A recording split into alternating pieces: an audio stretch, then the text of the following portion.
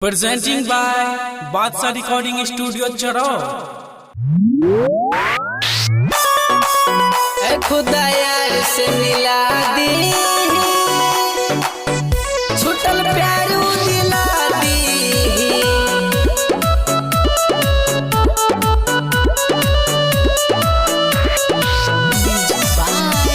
सबीर बाबू खुदा यार से मिला दी, छूटल प्यार दिला दी। खुदा यार से मिला दी, छूटल प्यार दिला दी। अकेले न रहाई, जुदाई न सहाई, अकेले न रहाई, जुदाई न सहाई, टूटल बंधन जुटा दी। खुदा यार से मिला दी, छूटल प्यार दिला दी। खुदा यार से मिला दी, छूटल प्यार दिला दी। छूटल प्यार दिला दी।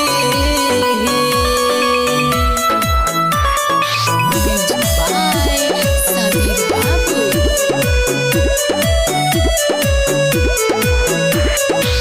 दिल से अपना मान ले रही, जान के भगवान हो। हर पल हमारा सांसों में वो रहे विराजमान हो। हाँ, दिल से अपना मान ले रही, जान के भगवान हो। हर पल हमारा सांसों में रहे विराजमान हो। मीठी बोली याद आई यारे बहुत सताई, मीठी बोली याद आई यारे बहुत सताई, हमर जोरवा लगा दी। खुदा यार से मिला दी, छूटल प्यार दिला दी। खुदा यार से मिला दी, छूटल प्यार दिला दी। छूटल प्यार दिला दी।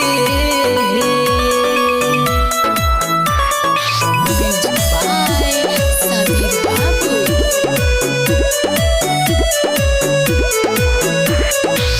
ओकरा बिना जिंदगी में होई कैसे गुजारा हो।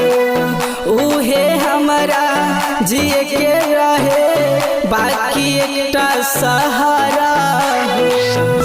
सहारा हो। ओकरा बिना जिंदगी में होई कैसे गुजारा हो। उहे हमारा जिए के रहे, बाकी एकटा सहारा। धर्मेंद्र गणेश लेके आई उनका परिचय बताई, संजय सोने लेके आई उनका परिचय बताई, प्रवेश के भगिया जगा दी। खुदा यार से मिला दी, छूटल प्यार दिला दी। खुदा यार से मिला दी, छूटल प्यार दिला दी। खुदा प्यार लौटा दी।